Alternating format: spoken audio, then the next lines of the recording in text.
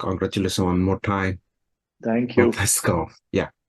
So actually, what we do mostly whenever anyone get a score, so I Hmm. just need to discuss in a friendly way about very casual way so that I can understand their thought as well, because it's very important to let others know who are not getting their desired score, that what they should do and the way they want to practice. Because for the last 3 days, I have seen 2 days you have taken two mock tests. That means you are that much serious about taking mock tests to understand what the mistakes you are making or what are the areas you have to improve. Now, Yeah. is it possible to tell something about the last 1 week preparation journey? Because it's not about with us, it's all about the way you planned, the way you thought, the way you executed, the way you set for the exam yesterday. So everything a little bit more so that it can be inspiring for someone who are missing a score, any one particular sections like you in the writing. So that person also missing a screen writing or listening or reading. So your experience or the knowledge you'll be sharing, that will be helpful for those people. That's why I'm asking at the very beginning. Yeah, no problem. So we'll start with read aloud, right? It's not that it happens in a day or so. Over the years, I do read books and all that. So reading is one thing that helped me a lot in choice of words, or if to see if the sentence is right or not. And when you do a read aloud, it's always important that yes, we all do miss words, not to worry about that and just continue reading on. Um, and repeat sentence, I did practice repeat sentences. So this mock test, right, this mock test helped me to understand, because it breaks down and says which words you're inconsistent with, or which words you should practice. You have to make emphasis on that, because when you speak it sounds good, but the system might not understand the in or an or the, because for a native languager, it might be easy, but for a non-native languager, you might have to work on that. If in case you're losing on read aloud. So when like some people that there are a couple of students who are not getting their desired score, say in the listening or reading, because you have been doing good in three sections, not writing. Then you thought that okay, you have to understand what are the areas you're missing. Then we actually sit together and try to find out that what are the things actually happen. And at the end of the day, it works, and definitely you rectified those issues.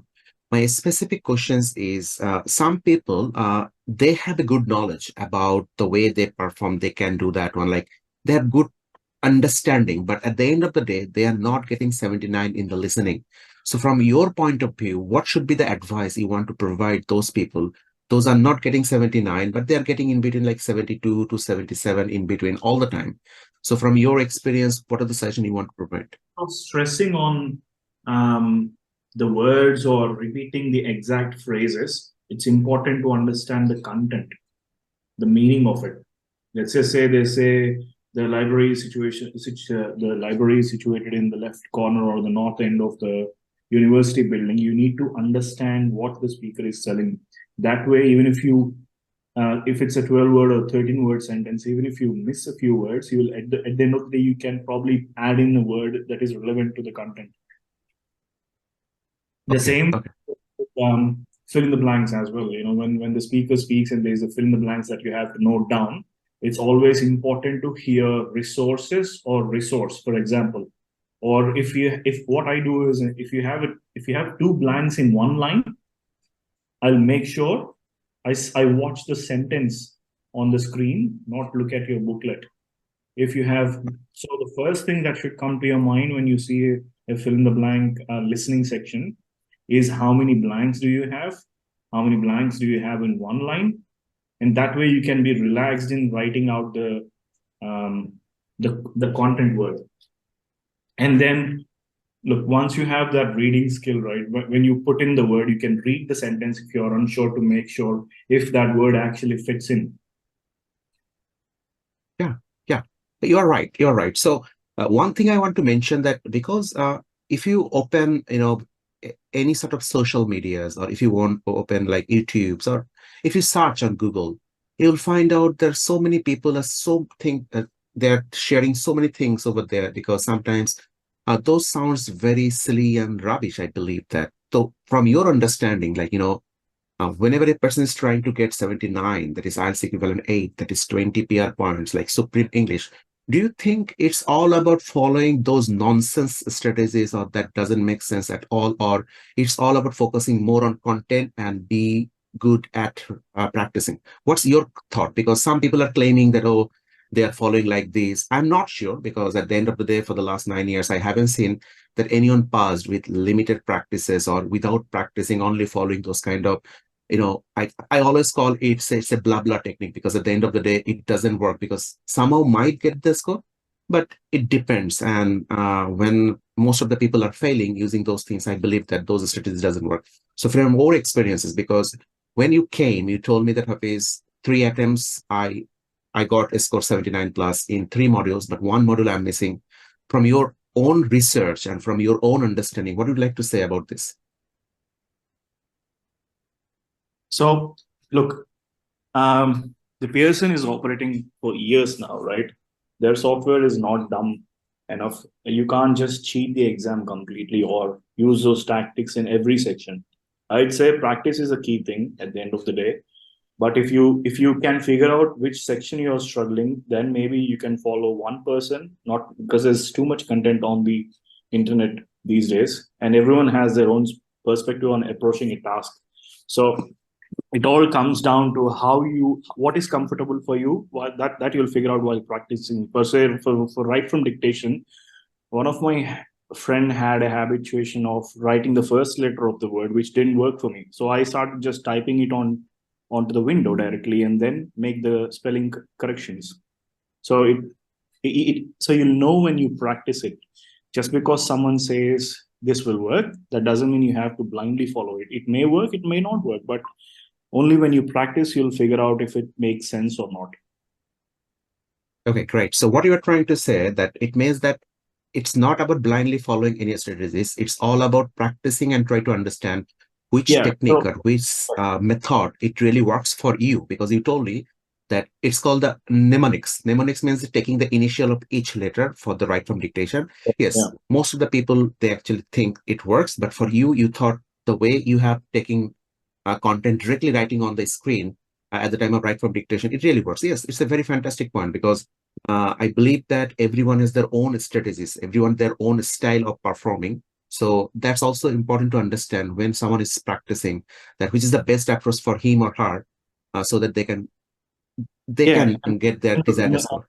Another point to be mentioned here is, when you know which sections are really important, it's always important to practice those sections all day long, and that will bring you to 70 plus score anyway. So you'll have to work on that bit of extra points where you can gain for that extra marks. Because for me in the writing section, right, like you said, I did write everything, and then I used to skip those questions when I still have 2 or 3 minutes left. But once I did the mock test, I figured out that yes, like in a sentence, 2 letters might be interchanged because of a typo, and you won't even notice it. So what I did was, even though I know the word, I make sure that I read the spelling out loud to check if everything was right. So look, as they say, at the end of the day, it's all about making sure we meet the marking criteria. With the writing, like, you gave me the confidence. Honestly, you gave me the confidence to. I can create content on my own, but I was not sure if I'll have enough time to see if it's grammatically correct. So that after these practice sessions, right, I figured I'll have ample enough amount of time to meet that 200 to 300 word content, and I sure can add a few sentences which keeps the count between 200 and 300. And if you read the sentence all together again, it'll help you to understand if it makes sense or not. Yeah, that's all right. Because I told you, because when you sat with me and you are doing the practices, I understood that somehow the important thing you are missing all the time, that you just think, okay, it's done. But whether it's done with proofreading, whether it's done with all the important content, you were not that much focused on that particular parameters. So you realize the importance of bringing content into your summaries, into your essay, and you understood that, okay, it's also important. It's not about only content, because whatever I'm writing, I have to check that I'm making grammatically correct sentences, or Yeah. spelling is also correct. So that's a very good understanding, because I have seen most of the people, what they do, they just practice one or two essay within that 1 month or 2 months of duration. They think, oh, I'm doing good. But whenever you are practicing continuously, even you have attempted 3 times, but you also attempted 2 mock tests for the last 2 days, and still you made some mistakes. So there is no way you can actually conclude, or you can actually give the statement that, okay, I'm doing good. Because every time somehow you are making some sort of mistakes, and you can learn from that what are the mistakes you're making. And for you, I believe that that was the key, that you already understood that what are the areas you have to actually improve at the time of when you'll be sitting for the exam. I Yeah. believe that really works. That really works. Am I right? And yes, that absolutely works. And another important thing to be noted is the listening section. You have to keep an eye on the timer, because for me, for some reason, I always had enough time at the end of the day for write from dictation. It's probably because the way I attempt questions and fill it up. But for some cases, I notice that they don't have enough time for write from dictation. Yes, yes. You're right. You're right. Because they Is consumed more time yeah, on those kind of not important questions like MCQ, select missing yeah, words. At the end of the day, they have very limited time to solve the 3 to 4 right from dictation. And even they don't have enough time to proofread. Because when yes, you don't have enough time for the right from dictation, so when you are typing, even you are in a hurriness, because you have to do the next right from dictation, you have very less time. Yeah, yes. that's a very good strategy. Yes, And all you have to do is a simple calculation on how many questions are left and how much time you have. And I try to keep a question. I try to give a question 2 minutes, no more than 2 minutes. I attempt a question for fill in the blanks, drop down or drag and drop, whatever. And straight away you'll figure out that's not making sense, right? The blank might have two words of choices. Then that's where past tense, present tense, and singular plural kicks in. That'll make it easy for you to break it down. And I always do this. Like if you have 30 minutes and 15 questions, okay, I've got 2 minutes for each question. After 10 questions, if I still have 20 minutes, oh, great, that's great. I have more than 2 minutes for each question, and then I can spend a bit extra time on that question.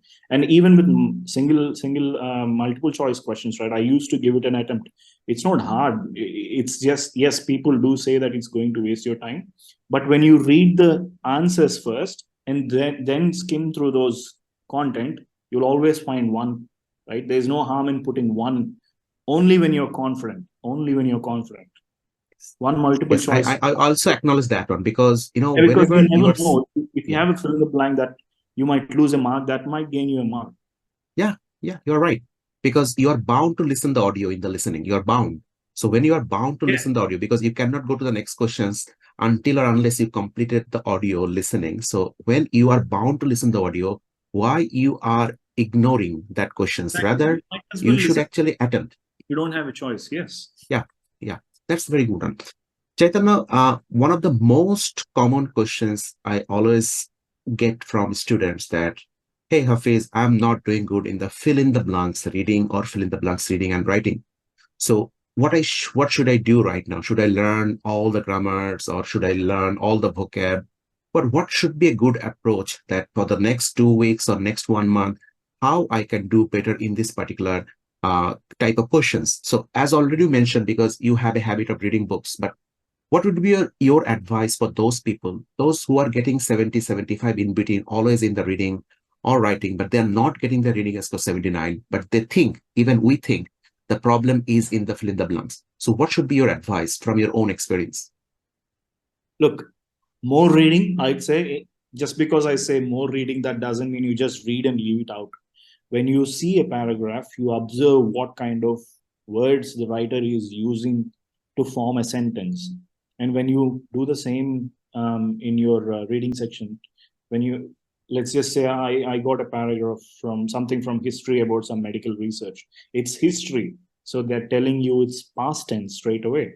That's one thing. And the choice of words, you'll pick them up when you start to observe how the writer is putting a sentence together when you do the reading practice.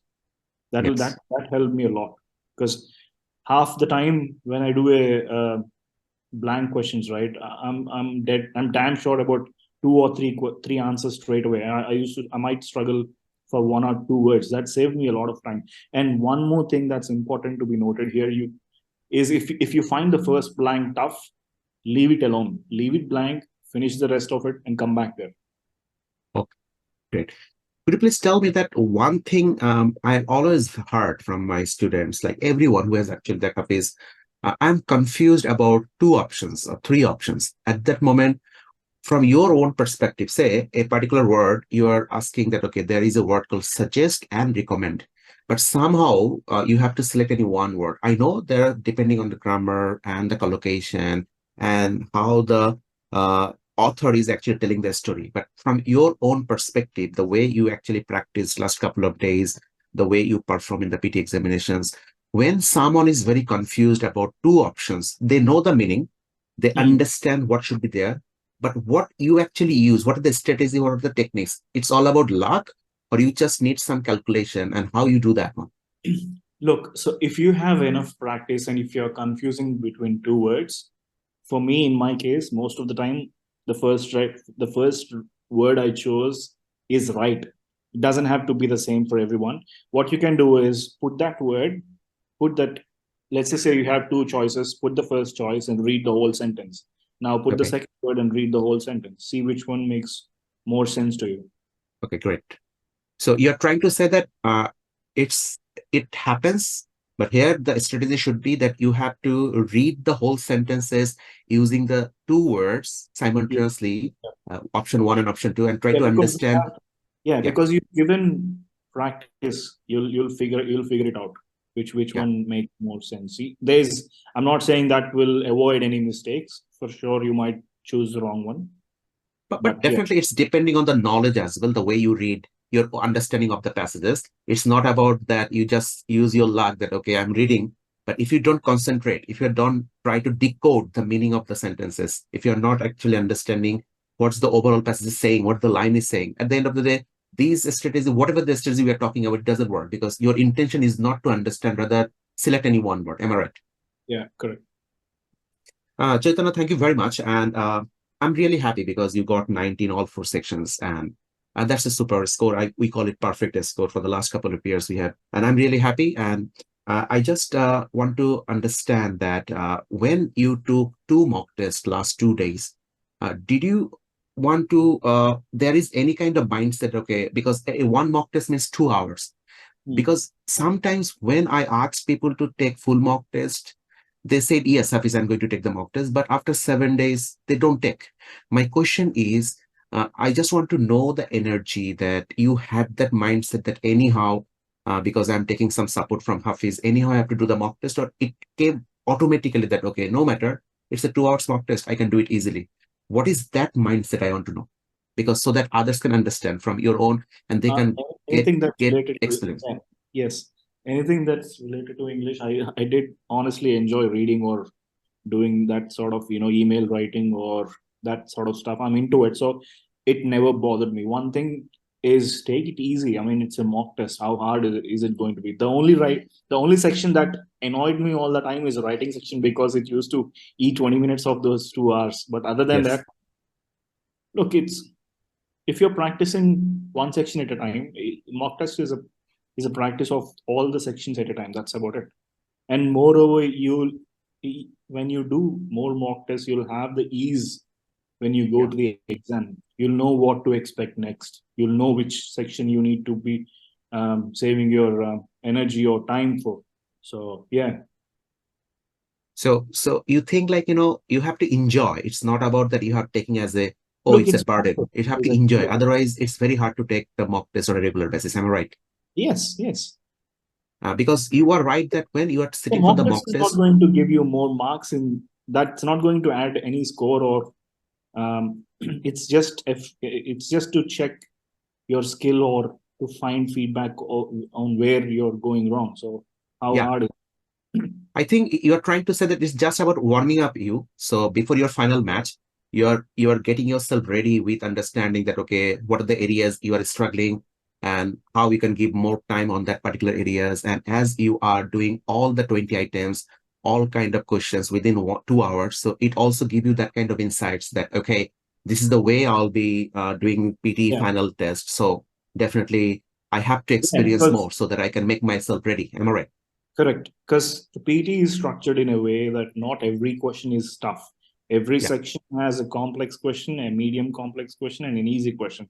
So when you start doing more of these, you'll know, yes, this is easy question. I'm done, and you can put that time to aside for your tough question. Or the same thing goes with right from dictation or repeat sentences. Only a couple of them are really long or have complex words. Other than that, the rest of them are pretty straightforward. So try and gain score in that, because there's a high chance that you might lose a mark or two in the complex sentence. Yeah, you're right. Because I have seen many students, what they do that Hafiz, I'm not doing good in the repeat sentences. And when I ask that, how many you practiced? Hafiz, I practiced 6 or 7. My question is based on 6 to 7 practices. You can't actually conclude anything that, okay, you're facing difficulties. Because I believe that out of 10 to 12 repeat sentence come in PT examinations, 2 or 3 may be hard, but Yes. still, apart from these 2 or 3, still there is a chances that you can get 90 out of 90 in listening and speaking, because the scoring actually happens in such a way that 2, 3 questions may be harder, but at the end of the day, if you can do better in the other numbers, that is other 7 or 8 numbers of repeat sentences, definitely you can get the best score. Am I right? Correct. Yep. That's another last question about the yesterday's exam, because I know that you had that mindset that I'll go and just smash it. But when you'll be doing the mock final exam last day, yesterday, and before getting the score, what was your understanding, the way you performed? This time, were you a little bit more confident that completing No, your no, exam that, I okay, the was way? 100% confident that I'm going to get the score, because I don't know, yesterday exam, right away after completing the last write from dictation, I'm sure going to get 90 this time, but I didn't expect all nines. But I sure did. I was sure that I'm going to cross 79 plus in all the sections. Okay, great. Because, I ask these questions to everyone that whenever they got 90, I always ask that the way you perform in your exam, as after completing your exam, the last moment that when you actually click submit button, did you get that kind of impression that, oh, the way I performed for the last 2 hours, that means I must get 79 plus, but definitely I can get more than that. That's what I'm trying to ask. Yes, definitely. Because the last a couple of exams I've written, I was not so confident because I don't know where it's gone wrong, or I had a couple of complex sentences. But this time, I was sure that I nailed it, because I've I didn't miss any content or the questions in reading and writing. I was so confident, even with the highlighting correct summaries. So I was damn sure I'm not going to lose marks this time. And because I did the proofreading, and the way I approached the summarized spoken text and written text is different this time, I was confident on them. Yeah. Because that That's confidence why I'm matters, mate. losing marks. Yeah. Yeah, that don't matter. So, Chaitanya, this is the last questions from my part to wrap up the whole discussions today, and this is for me. I can recall that you actually called us and you wanted to get some sort of support regarding why you are missing a score in the writing. We had a session, and later you might think that, okay, this place or this person can help me to actually find out what are the areas I have to work for the writing. For the last 3 days, the way we have worked together, the way I will not say that I actually teach you. I will say that, okay, I actually guide you what are the areas you have to work. I'm trying to work as a mentor for the last 3 days or 4 days whenever you are practicing full mock test. Could you please share your experience, the way you actually sat with me and the way you actually try to understand what are the areas you have to work? Because you told me that this time when you actually completed the test, you were more confident compared to whatever happened last 2 to 3 times. Something about what actually you expected from me and what you actually achieved. Was it matching or something like that? Because I didn't ask these questions earlier because I have to wait for your success, then I can ask. So could you please share something? Yeah. Look, when I showed my scorecard and said, Hafiz, I couldn't figure out where I'm going wrong, you straight away said that I'm losing marks in summarize in writing, right? And that's what you said. We might not have enough time, but the way we sat together and did practice is not following any shortcuts, right? You never asked me to make sure this template is like this. All you said is first paragraph has to be introduction, and the second one has to be advantages, or the third, it has to flow in a simple manner. You don't have to use complex sentences all the time or tough words. Look, honestly, that confidence helped me a lot in terms of writing, because as I told you yesterday, with my summarized written text or spoken text, I have the ability to form the sentence on my own and create the whole thing, put together the whole thing by myself. But I was not confident whether it might make or affect to any grammatical mistakes or so. And one more thing that I made changes in yesterday's exam is, all this while I was putting those phrases straight from the summarized spoken text, but this time I've added my own content to make sure that line sounds better if I'm speaking to a human being, right? So in writing, once I put together those words, I read it and I try to think, okay, let's just say I'm explaining this to someone. Does it make sense? That's all I thought about. So yeah, writing helped me the most. Yeah. So that means I told you in the classes and whenever we are doing a one-on session that I'm not asking to change the approach. I'm just asking to be more careful about what you are writing so that you are not making any mistakes, or you are not actually missing any content that but you are not injecting into your summary, or you're not injecting in your essay, but because you can easily write it down. Thank you very much, Chaitanya. I think this session was very helpful for me to understand that what was your approach of practicing and how you actually achieved that one. On top of that, what are the suggestions you provided for those who are lacking behind some marks in speaking, writing, reading, listening? That will also help them. Chaitanya, thank you very much. And it's a nice session. I wish you all the best. I hope everything will be sorted out soon. Keep in touch. Thank you so much. Take care.